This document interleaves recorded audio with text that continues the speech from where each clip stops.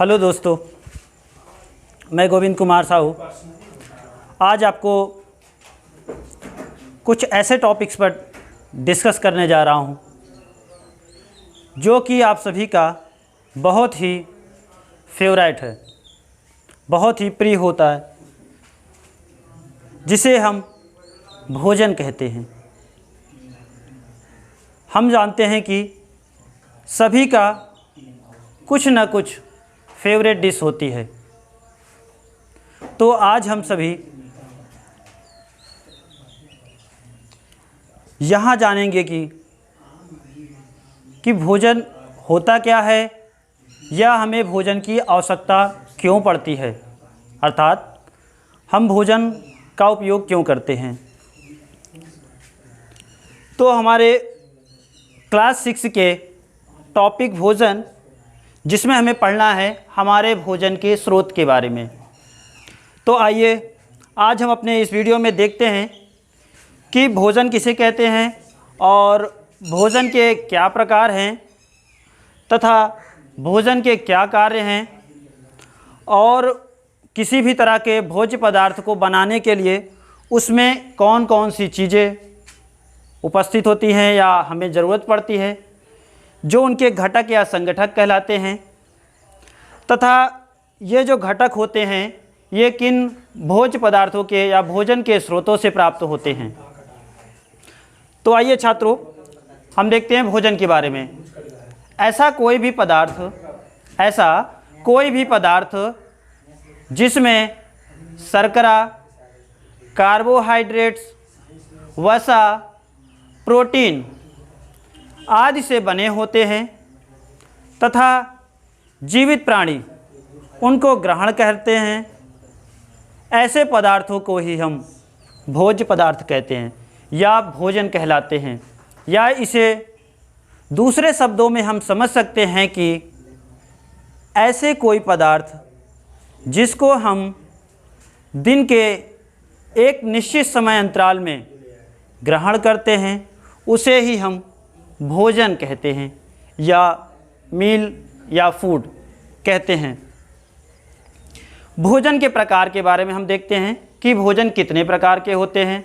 जैसे कि हम लोग देखते हैं कि हम सभी सुबह कुछ ना कुछ भोजन ग्रहण करते हैं या कोई पदार्थ खाते हैं, दोपहर को कुछ ना कुछ खाते हैं और रात्रि के समय भी कुछ ना कुछ ग्रहण करते हैं। तो हम इस प्रकार से भोजन को 3 भागों में या 3 प्रकार से बांट सकते हैं। पहला है सुबह का भोजन।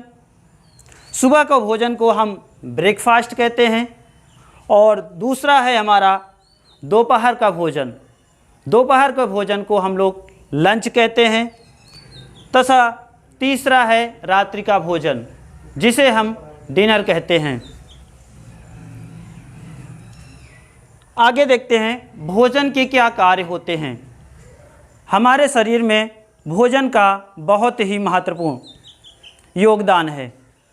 भोजन हमारे शरीर में मुख्यतः 4 काम करता है, 4 तरीके से कार्य करता है। पहला है शरीर को ऊर्जा प्रदान करना।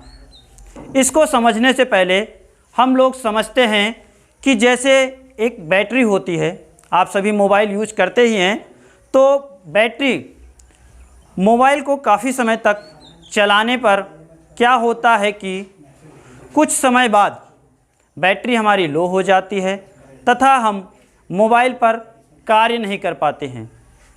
अब मोबाइल पर दोबारा से कार्य करने के लिए हमें क्या करनी पड़ती है, मोबाइल को जो बैटरी होती है उसे दोबारा चार्जर की सहायता से चार्ज करनी पड़ती है।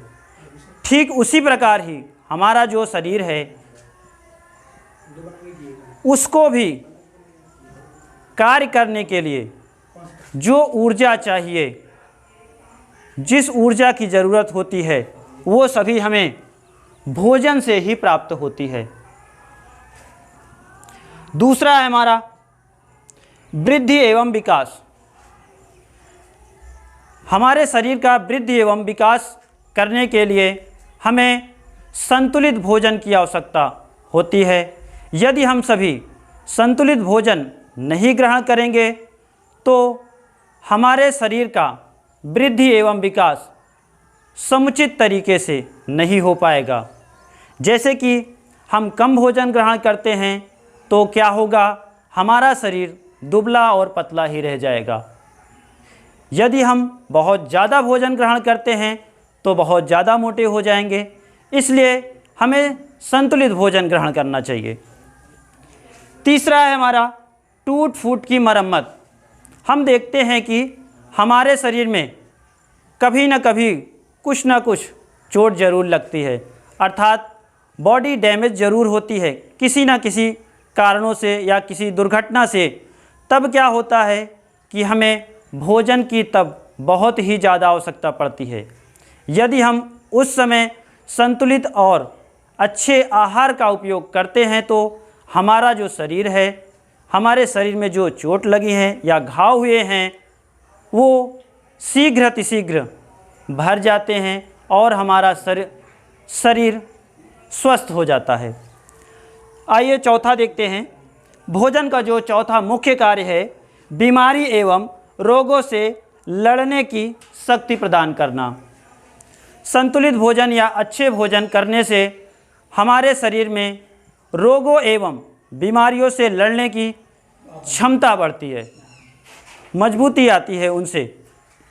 तो इसलिए हम सभी को संतुलित एवं पोषक वाले भोजनों का ही उपयोग करना चाहिए या उनको ग्रहण करना चाहिए। आइए हम सभी देखते हैं, ये जो भोजन होते हैं, जैसे आप लोग जानते हैं कि कोई आपकी फेवरेट डिश है, जैसे मटर पनीर ही ले लीजिए या चाय ले लीजिए या किसी प्रकार कोई पेय पदार्थ जैसे कॉफ़ी ही है। जैसे हमें चाय बनाना हुआ तो क्या क्या चीज़ ज़रूरत पड़ती है, आइए हम लोग देखते हैं। जैसे कि हमें चाय बनाना हुआ तो चाय में मुख्यतः चीज़ें होती हैं, हमारी 3 उपयोग की जाती हैं। पहला तो है दूध, जिसे मिल्क कहते हैं। दूसरा चाय पत्ती, और तीसरा चीनी, जिसे शुगर भी कहते हैं। इन चीज़ों से हम लोग चाय का निर्माण कर लेते हैं। और भी जो हमारे भोज्य पदार्थ है, जैसे पनीर ही आपको मटर पनीर बनाना है तो उसमें मटर, पनीर, विभिन्न तरह के मसाले, नमक और भी चीज़ें मिलाकर हम उसका निर्माण कर लेते हैं। तो इस प्रकार से हम कह सकते हैं कि भोजन के जो घटक हैं या संघटक होते हैं, ऐसे पदार्थ किसी भी डिश को बनाने के लिए जिन चीज़ों की हमें आवश्यकता होती है उन्हें ही हम घटक कहलाते हैं। एक बार फिर से देखिए, किसी भी डिश को बनाने के लिए जिन चीज़ों की हमें आवश्यकता होती है उन्हें ही हम उनके घटक कहते हैं। जैसे अभी उदाहरण के रूप में हमने बताया कि चाय को बनाने के लिए आपको दूध चाहिए, और दूसरा चाय पत्ती चाहिए, और तीसरा चीनी, और भी चीज़ें हैं, लेकिन मुख्य रूप से हमें इन 3 ही चीज़ों की ज़रूरत पड़ती है। तो ये जो 3 चीज़ें हैं यही क्या कहलाते हैं, उसके घटक या संघटक कहलाते हैं। और हमें यह जानना चाहिए कि ये घटक या संगठक कहाँ से प्राप्त होते हैं या कहाँ से मिलते हैं।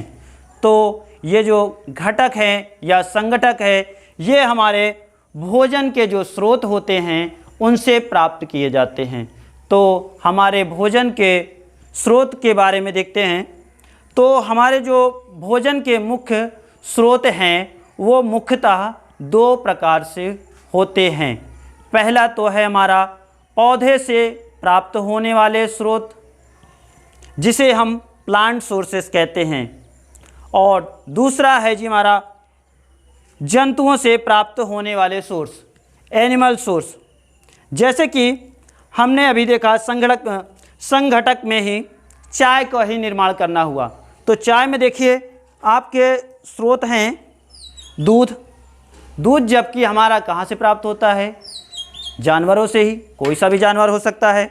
जैसे आपके गाय हो गया, भैंस हो गए, बकरी हो गए, उनसे प्राप्त। तो ये क्या हुआ जी, हमारा जंतुओं से प्राप्त होने वाले स्रोत हो गए दूध। और दूसरा हमारा चाय पत्ती। चाय पत्ती क्या है, एक प्रकार का पौधा है, तो ये क्या हुआ जी, प्लांट से होने वाले प्राप्त हो गए, पौधे से प्राप्त होने वाले स्रोत हो गए। और तीसरा जो चीनी है, चीनी आप जानते हैं कि गन्ने से प्राप्त होती है, तो गन्ना भी क्या है, एक प्रकार का हमारा पौधा ही है, तो चीनी भी क्या है जी, हमारा पौधे से प्राप्त होने वाले स्रोत हैं। तो छात्रों, आज हमारा जो टॉपिक था भोजन, और भोजन के क्या क्या स्रोत हैं उनके बारे में हमने यहाँ पे ब्रीफली से अच्छे तरीके से पढ़ा। तो आज आप सभी इस वीडियो को देखकर अपनी नोट्स बनाना स्टार्ट कर दें। जैसे जैसे छोटे छोटे फ्लो डायग्राम में चल रहा है, वैसे वैसे आप एक रफ कॉपी में बनाते चलिए। जब हमारा प्रश्नोत्तर का समय आएगा तब उसको फेयर में लिख लीजिएगा। इसको जैसे डायग्राम में है हमारा फ्लो डायग्राम में, वैसे बनाइए और इसको सीखिए और समझिए कि संक्षिप्त चित्र के माध्यम से, या कह सकते हैं कि छोटी छोटी बातों के माध्यम से ही हम उसे विस्तार पूर्वक कह सकते हैं और उसे आसानी से अपने मस्तिष्क में बिठा सकते हैं। धन्यवाद।